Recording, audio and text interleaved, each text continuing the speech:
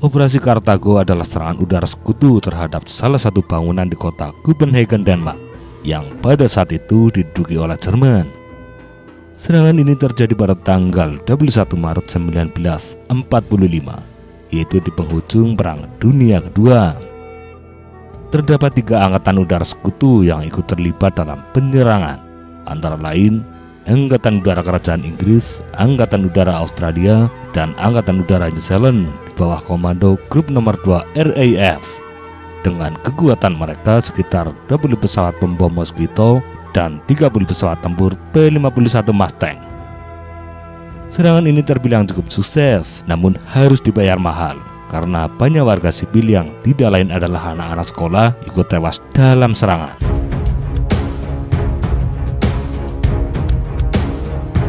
Pada tahun 1944, bangunan yang disebut sebagai Rumah Canga atau Cellhuset yang terletak di Kemenseket Copenhagen digunakan oleh polisi rahasia Gestapo Denmark sebagai markas sekaligus sebagai tempat penahanan para anggota perlawanan Denmark.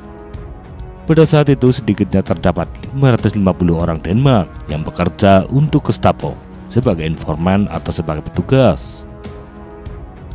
Memasuki tahun 1945, gerakan perlawanan Denmark berulang kali meminta bantuan kepada Inggris agar bangunan tersebut segera dihancurkan, sehingga dokumen-dokumen rahasia yang dapat mengungkap aktivitas gerakan perlawanan ikut musnah dan para tahanan dapat melarikan diri dari rumah cangkang, sekaligus membuat operasi Gestapo di Denmark menjadi terganggu.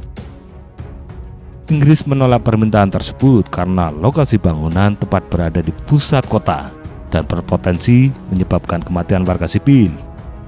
Kesulitan lain yang harus dihadapi oleh Inggris yaitu pesawat-pesawat mereka harus terbang sangat rendah dan sangat rentan terhadap tembakan anti pesawat atau bahkan tembakan senapan.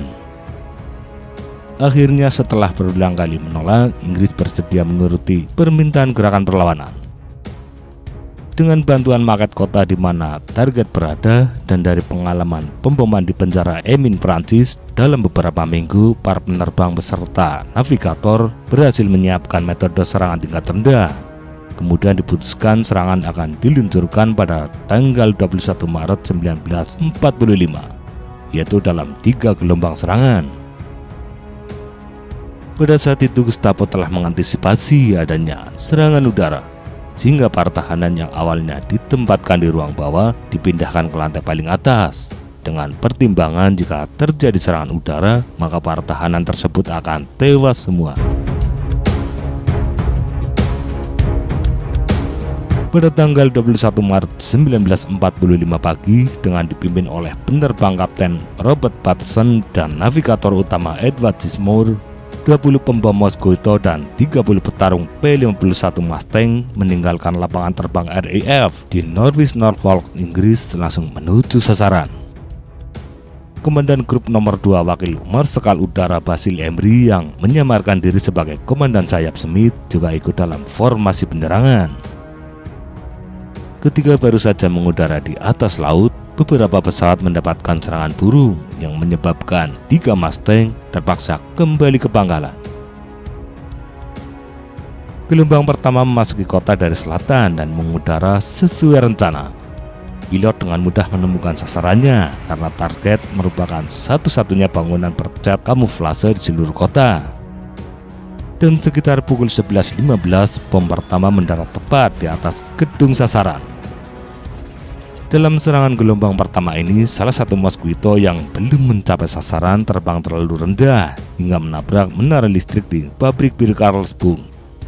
Pesawat ini tidak terkendali dan terpaksa menjatuhkan bomnya di atas Sonder Boulevard.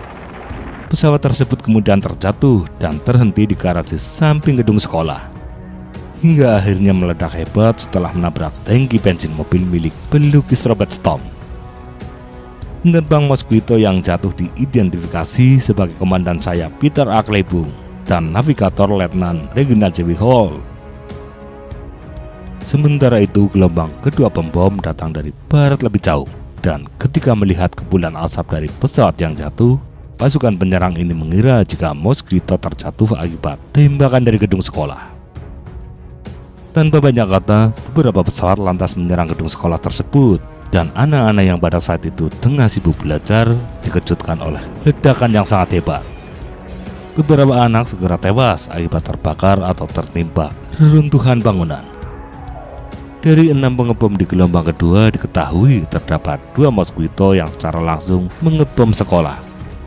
Sementara 4 mosquito di belakangnya yang nyaris ikut mengebom segera menyadari kesalahan dan berbalik ke arah sel khusus. Dalam serangan di gelombang ketiga, 1 mosquito kembali melakukan kesalahan dengan mengebom sekolah.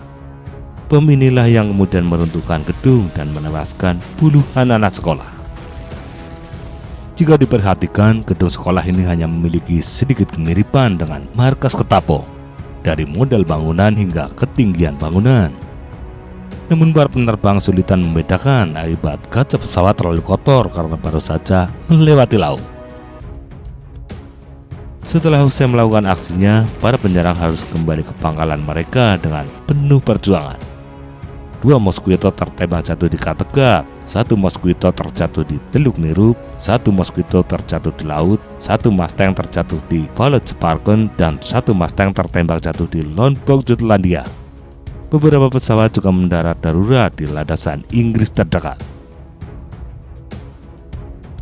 Pada keesokan harinya, pesawat pengintai Inggris terbang di atas rumah cangkang dan melihat markas Gestapo nyaris rata dengan tanah, termasuk melihat kerusakan parah di gedung sekolah. Seperti yang diperkirakan, serangan di rumah cangkang berhasil menghancurkan gedung sekaligus dokumen penting milik Gestapo yang tentunya akan berdampak pada operasi Gestapo selanjutnya.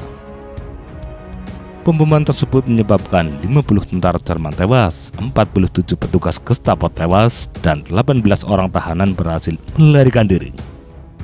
Namun ternyata jumlah korban tewas di pihak Denmark sangat besar, yaitu 8 tahanan, 86 anak sekolah, 10 biarawati, 4 guru sipil, 2 petugas pemadam kebakaran, dan 2 orang ayah yang berusaha menolong anak mereka. Juga terdapat korban tewas akibat jatuhnya bom di Sonder Boulevard, yaitu 12 orang. Pihak gerakan perlawanan juga cukup dirugikan dengan tewasnya beberapa tahanan perwira, termasuk Laksamana Denmark Karl Hammerik. Sementara itu kerugian dari penyerang adalah 9 orang tewas, 1 orang tertangkap, dan 6 pesawat hilang.